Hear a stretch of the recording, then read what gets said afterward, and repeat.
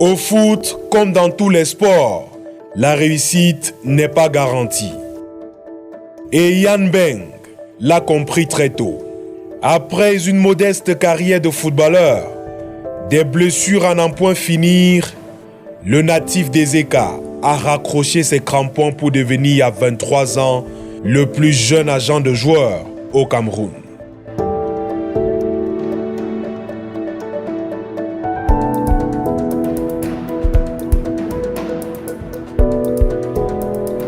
Alors qu'il joue au club marocain Itia Tanger, Yann accumule les blessures au talon puis à l'avant-bras. Le défenseur craque et décide de tout arrêter. C'est la fin d'un rêve. C'est la fin d'un très très grand rêve que j'ai porté pendant longtemps, depuis que je suis tout petit. J'ai toujours rêvé d'être un très grand footballeur, donc à partir du moment où ça a commencé à avoir des couacs, c'était très très très difficile parce que je ne trouvais même pas le sommeil. Je me demandais qu'est-ce que je vais devenir, qu'est-ce que je vais faire. Sans jouer au foot, je ne me voyais pas vivre sans le foot. Donc sans le foot, pour moi, c'était impossible, carrément impossible. Donc c'était vraiment très très difficile.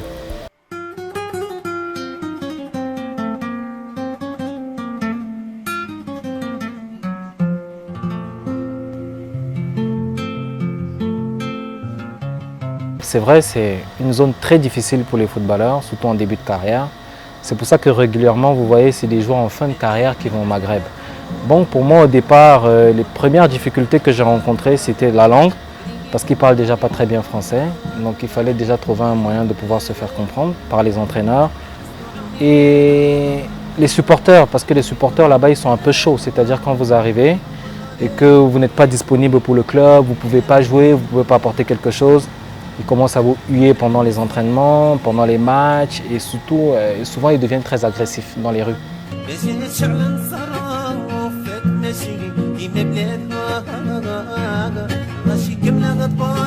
Ma première blessure, c'est au Maroc. Je me suis fait une fracture du talon. Donc là-bas, ils ont essayé de faire des examens et ils ont trouvé qu'il n'y avait rien. Selon les résultats, c'est qu'il n'y avait rien.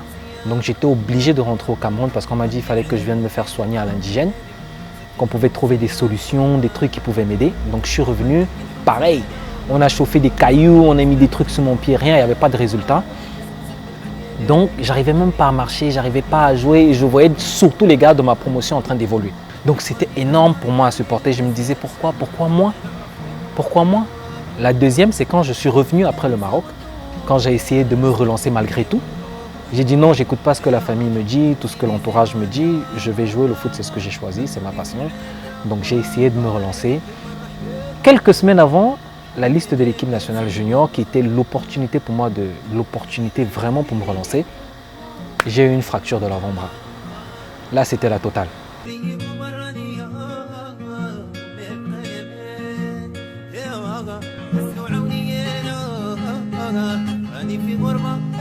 La première sélection que j'ai eu à faire, c'était avec l'équipe nationale Espoir du Cameroun, qui était managée par le coach Djilin Dengue.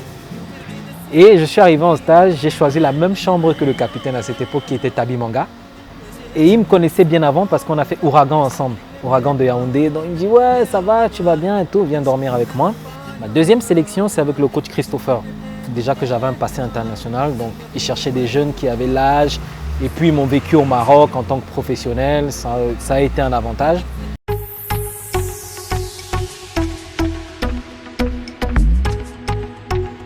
This is another DJ Cruz. Give me the mic, yo. It's another one.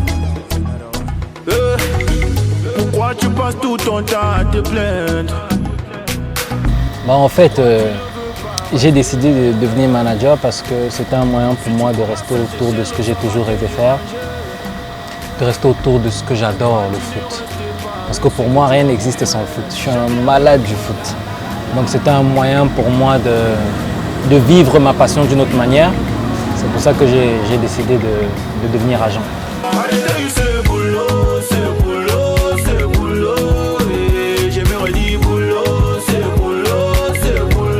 Déjà, pour être agent, il faut avoir un très très grand réseau.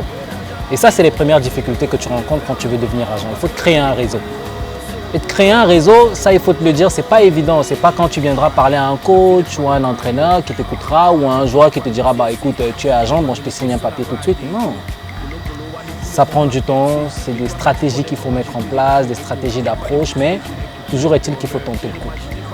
Il faut le faire. Sinon, tu n'y arrives pas. Donc, il faut briser cette barrière et ne avoir peur de rien. C'est-à-dire que si tu approches un président de club et qui te repousse, ne t'arrête pas là. Vas-y, continue. Certainement, un jour, il y en aura un qui te fera confiance et qui te dira, bah écoute, amène ce que tu as, on va regarder.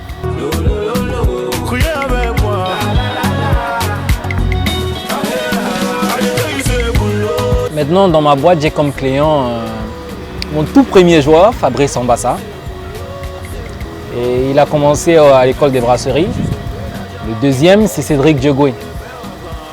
Lui, on a une histoire un peu particulière parce qu'on se connaît bien avant. Et au Maroc, on était dans le même club. Donc c'est quelqu'un avec qui je suis très proche et c'est vraiment quelqu'un que je respecte beaucoup. Premièrement, mon rêve, c'est de réussir à véhiculer un autre message par rapport aux agents de joueurs. C'est-à-dire, c'est un métier qui est un peu, entre guillemets, qui est un peu mal vu, selon moi. Parce qu'on pense toujours que c'est des arnaqueurs ou je ne sais pas quoi. Donc pour moi, c'est la première des choses. Ramener une nouvelle image du métier d'agent. Dans un environnement où agents et joueurs jouent au chat et à la souris, Yann est conscient qu'au football, les pénaltys sont rarement tirés 2 fois. Believe in yourself.